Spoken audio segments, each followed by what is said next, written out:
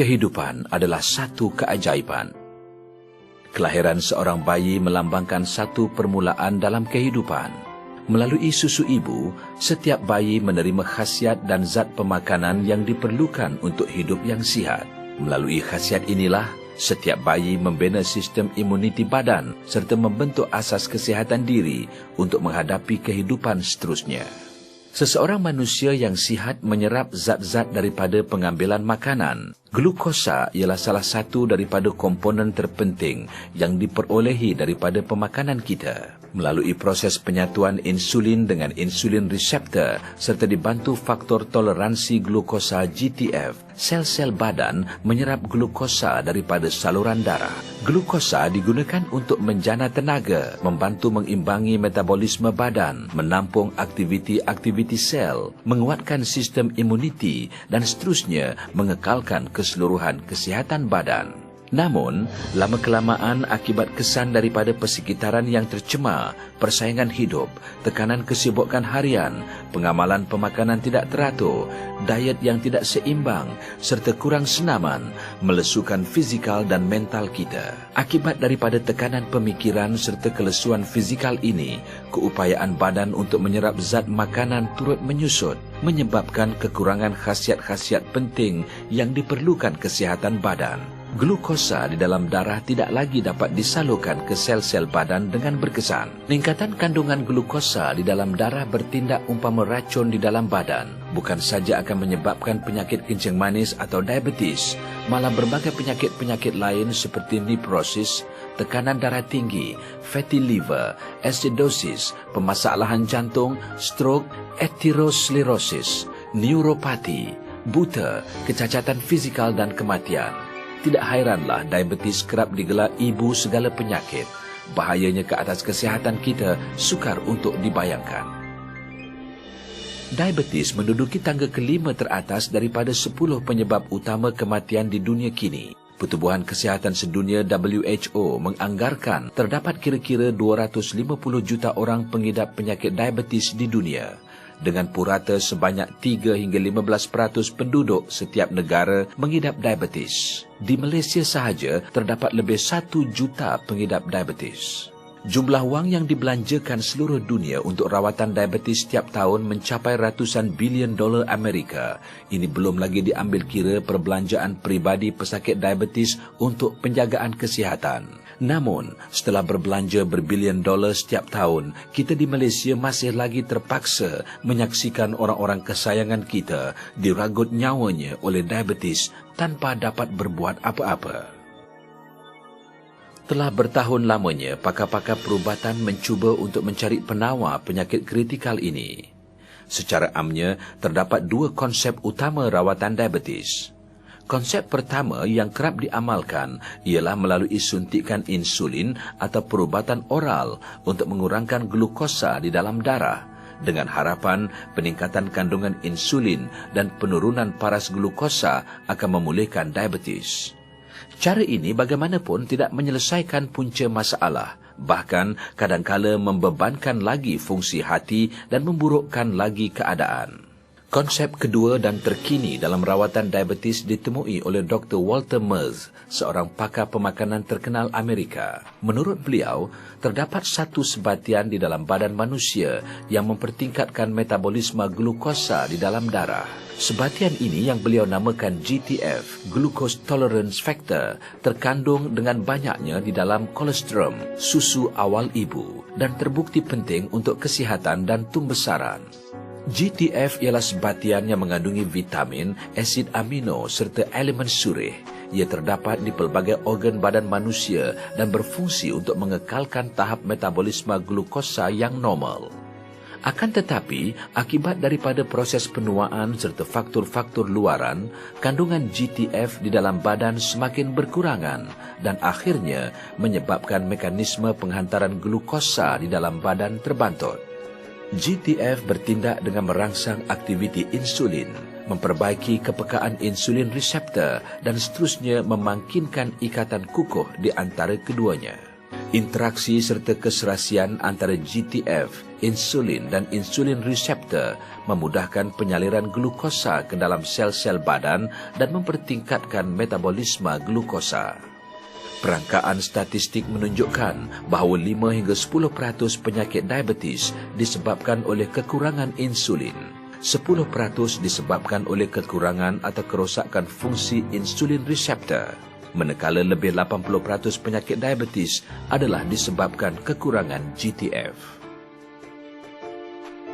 Walaupun GTF dan fungsinya ditemui dan difahami semenjak 40 tahun dahulu oleh Dr. Merz, para penyelidik perubatan gagal untuk menghasilkan GTF dalam bentuk yang stabil.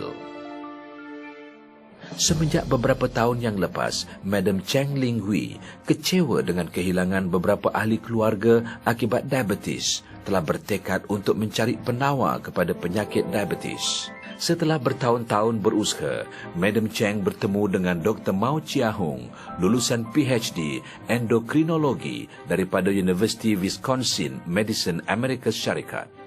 Dr. Mao juga merupakan seorang pakar di dalam bidang produk tenusu dan pernah mengetuai beberapa projek besar anjuran Majlis Sains Kebangsaan Taiwan dan Majlis Pertanian Taiwan.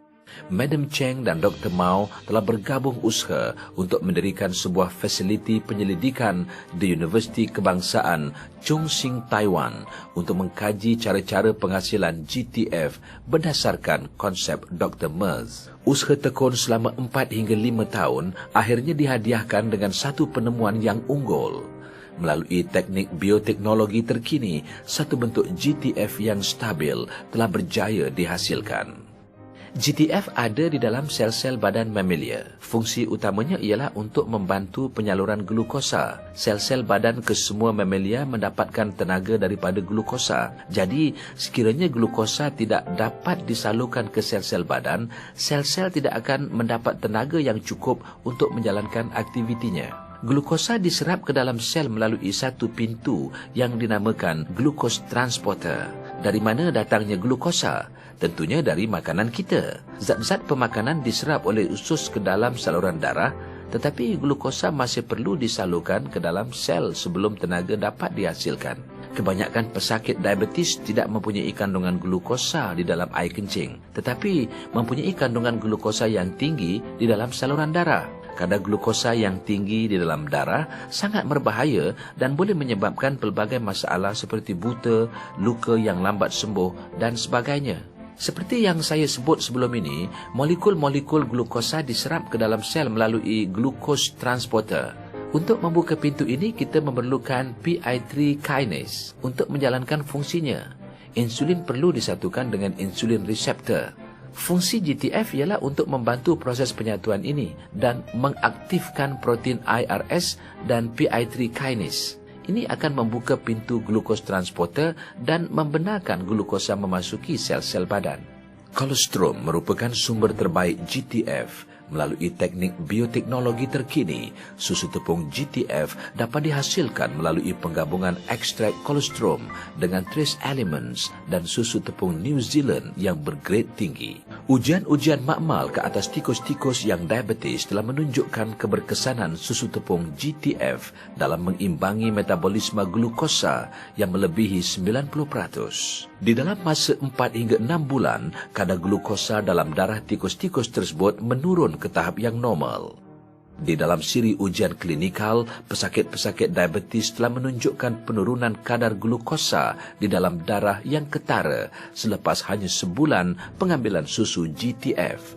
Dan selepas 6 bulan, pesakit-pesakit telah dapat mengurangkan penyuntikan insulin serta ubatan-ubatan lain. Dr. Mao dan Madam Cheng telah bertemu Dr. Merz beberapa kali untuk mengesahkan lagi hasil penyelidikan mereka. Dr. Merz telah memuji dan mengiktiraf keberkesanan dan konsep susu GTF. Pencapaian ini telah dianugerahi Anugerah Perubatan Bioteknologi Kebangsaan di Taiwan, manakala Persatuan Pereka Cipta Cina telah mengiktiraf kejayaan ini sebagai salah satu kejayaan terbesar dalam bioteknologi. Hasil penemuan ini juga telah disebut oleh Well Magazine Taiwan sebagai penemuan ulung Amerika teknologi unggul Taiwan. Pakar-pakar diabetes terkenal di Kolej Perubatan, Universiti Kebangsaan Taiwan, Hospital Besar Veteran Taichung dan Hospital Universiti Kebangsaan Cheung Kong telah pun memulakan percubaan klinikal secara besar-besaran ke atas susu GTF berdasarkan piawaian antarabangsa. Susu tepung GTNF tidak mengandungi sebarang bahan ubatan atau steroid. Ianya telah dibuktikan selamat dan tidak mendatangkan apa-apa kesan sampingan buruk. Ia mengandungi GTF dalam bentuk yang stabil yang membantu penghasilan GTF di dalam badan kita tanpa memerlukan prosedur perubatan yang menyakitkan. Susu tepung GTNF telah diluluskan oleh FDA sebagai pemakanan tambahan dan telah dipasarkan ke seluruh dunia termasuk Amerika Syarikat, Eropah, Jepun dan Asia Tenggara. Selama seminggu saya terlantar di hospital. Bermacam-macam saya fikirkan. Runsing betul saya. Dahlah badan ni sakit, doktor-doktor, jururawat, kawan-kawan, termasuklah saudara mara beritahu saya tak ada peluang untuk saya sembuh. Saya cuma boleh kawal saja. Sedihnya saya. Tak ada siapa yang tahu. Kalaupun umur saya dipanjangkan 30 tahun lagi, saya terpaksa bergantung kepada bermacam jenis ubat, suntikan pula hari-hari sampailah saya tua. Kemudiannya, barulah saya dapat tahu tentang susu tepung GTNF. Semenjak saya minum susu GTNF ni, saya dapat rasa perubahan yang begitu ketara. Setiap kali pergi hospital untuk check up, doktor saya lagi gembira bila tengok report ujian darah saya. Saya ingat benar lagi, masa terakhir saya ke hospital, berjumpa doktor saya, dia tunjukkan saya laporan ujian darah saya. Dan katanya, berdasarkan laporan ujian darah, tak ada lagi tanda-tanda diabetes dalam darah saya. Masa tu, saya rasa macam diberi nyawa kedua, peluang kedua, untuk saya kembali hidup sihat. Kebanyakan pengguna susu tepung GTNF telah melaporkan peningkatan kesihatan yang ketara. Secara ringkasnya, maklum balas termasuklah peningkatan stamina dan kecergasan tenaga, penurunan kadar glukosa di dalam darah dan pemulihan tanda-tanda diabetes, penurunan kadar kolesterol bahaya, peningkatan sistem daya tahanan badan, pemulihan daripada alahan kulit, penyembuhan luka yang lebih cepat, kecantikan kulit, pengurangan ketidakselesaan semasa haid, pengurangan kesan artritis dan sebagainya. Merujuk kepada kesan-kesan peningkatan keseluruhan kesihatan tersebut, berikut ialah penerangan daripada Dr. Mao. Dengan cara mengimbangkan metabolisme glukosa di dalam darah, susu tepung GTNF membantu mencerdaskan aktiviti-aktiviti sel. Sel-sel adalah asas badan kita, oleh itu, sekiranya setiap sel berfungsi dengan baik, kesannya boleh dilihat di seluruh tubuh kita.